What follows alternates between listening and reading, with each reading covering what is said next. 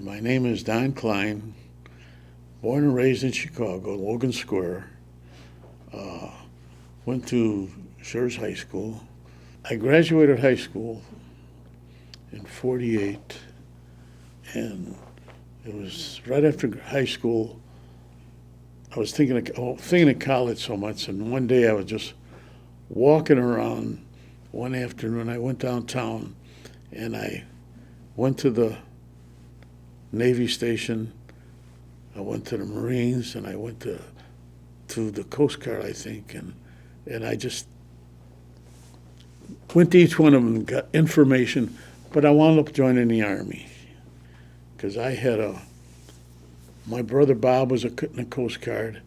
I had a brother Jake who was in the Navy, and a brother Kelly who was in the Marines. So I took I went in the Army. I joined the Army, and it was in fact, I joined, and 2 days later they called me to come right down to. I was called what they called at that time a Truman Trooper. That's when Truman was the president, and he had a program where you could go in for a year, and if you didn't like it, you'd get out. At basic training,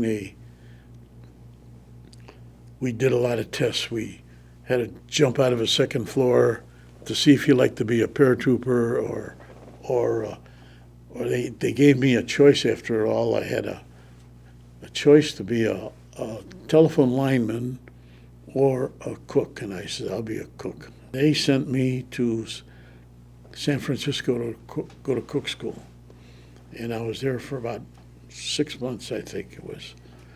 It was in Presidio, California. And from there, after we finished cook school, we had to draw hats, myself and another fellow, Wally Carkle, who I'll talk about later.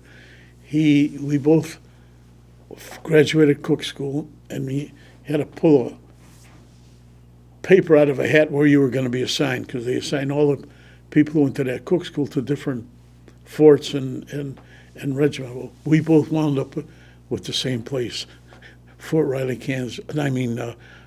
Fort Lewis, Washington. We wound up with the same group, and when we got there, we were happy. It was very, very interesting. You learn to cook. You have to cook for many men. You know, we were cooking. We first got together at Fort Riley, Kansas. We were the tank division, and we were cooking, and like we had 4 cooks doing salads, 4 doing soups, and others doing the main dishes, and all around. And all the cooks rotated all the time, and it was very interesting. We prepared meals for at least 250, 225 to 250.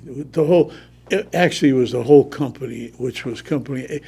In the company, you had A, B, C, and D. It was the barracks, 4 different barracks, and it was very interesting. It was, and you never thought you would do that much. And one day we were called up. This is a little story on the side. We were called up that new recruits were coming in, about 75 of them, and we had to treat them nice, like greeting them, and they had eggs for breakfast, and they said, we had to ask them how did they like their eggs, up, sunny side up, or what. And we got so tired of it, so one of the cooks asked the fellow, how would you like your eggs? So he took the eggs and just crushed them in his tray. I mean, jokingly, I'm kidding. We did many different things, but it was interesting, and I enjoyed it. And then from there, I was sent back to California. I went to baking school, and I was there for a few months, and I graduated baking school. We baked cakes and coffee cakes in the morning, and made different things of like biscuits and just about everything. Nothing real fancy, decorating or nothing. Did you have a favorite thing? Did I have a favorite thing? Apple pie. To eat or to bake? Both. Eat and bake. I got a notice that I was being transferred to. They needed cooks and bakers up at the 2nd Division again. I don't know how they got my name to go back there, but I went back. I had to go back to Fort Lewis, Washington. And after a while in Fort Lewis, Washington, the Koreans war started, or the peace meeting, or whatever they call it. And one Sunday night, we were sitting around after we served our meal, and we were listening to, I don't know if you remember, a news commentator, Walter Winchell. He mentioned, it was on a Sunday night, I'll never forget, he said, if you have men in the service, write them and talk to them. If you have men stationed at Fort Lewis, Washington, with the 2nd Division, pray for them. And we were very excited what it was all about. And a few hours later, we all got our orders to go to Japan and Korea. And we went that morning. We cooked close to the front, and when we had our meals, we had to bring them up to some of the troops, and that was the worst part. You were always afraid. You're always afraid. Every time you went up to bring the food up to the front lines to some people, you always heard the bombs shooting, and you just, it's something you don't like to think about. Found out I was coming home one day, one of the sergeants come up to me and he told me, he was a higher sergeant than I was, and he says, what are you doing here? And I said, what do you mean, what am I doing here? I was sent here, and all that. And he says, you have enough points, you should be going home. And he put my name in to get released. Can you tell me a little bit about Honor Flight Chicago? Can you tell me about I loved your it. flight and a little bit about what it meant to you? It meant the world to me. It was something I never expected.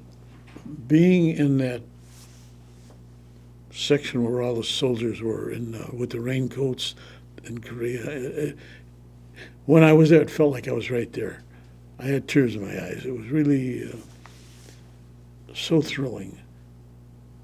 It was just a wonderful trip. And another thing was coming back, seeing all the people when we landed, seeing all the people waving to you, and people that my family, and then greeting me to come back. It was just, well, you just don't know how to. It's so thrilling and exciting. It was something you'll never, ever forget. When I got back, I told my wife, you know what I feel like doing? Enlisting. I really did. I felt like going right back in, start cooking and baking for all the young soldiers that I remembered over in Korea and everything. It was so thrilling. To me, it was just, give you chills in your spine. It did. It really was so exciting.